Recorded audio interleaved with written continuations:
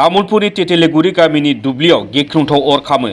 जायगानि सासे सुबुङा आबाद मावनो थाखाय गावनि दुब्लिनि हायाव थानाय नाराखौ सावनानै होनायावनो बे गिख्रंथाव अर खामनाय जाथाया जायो।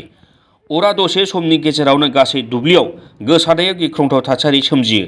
एसेयावसो रैखा मोनो दुब्लियाव खानाय जुनार एबा मोसौ बोरमा बायदिफोरा। रायजोफोरनि नाजानायाव रैखा मोनो गोबां बिगा हानि बेसर आबाद, खुसेर आबाद बायदिफोरा। 100 बिगानिबो बांसिन हायाव अरा दसेनि गेजेरावनो साग्लोबदोंमोन। बे खौरांखौ मोननानै तामुलपुर पुलिसाबो जाथाय जायगायाव थांनानै खौरां लाहैयो।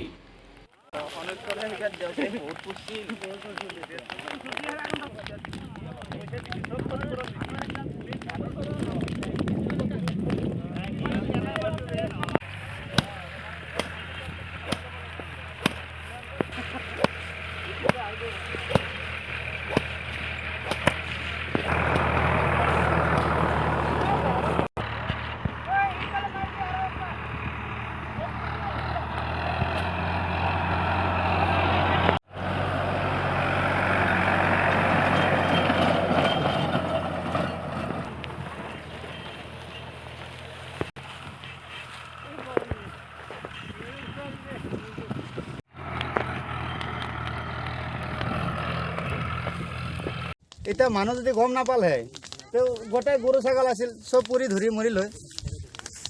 এইখিনি মানে কি এতিয়া গরু ছাগল আছিল, মানুহ দৌৰা দৌৰিকে কোন মানুহ ক'ত আছিল মানে বেহাৰৰ খেতি আছিলে। এইটো নেটৰ কাষ পাইছে যায়, যদি নেটত ধৰিল হয় এতিয়া এইটোতো জৰিমনা হ'লে হয়। আৰু এতিয়া আমি জুইটো যি ধৰিল এতিয়া গৰু ছাগলকেইটা আমি ক'ত দিওঁ, আৰু সেইখন পথাৰতো আমাৰ জুই ধৰি গোটাই পথাৰখন শেষ হৈছে।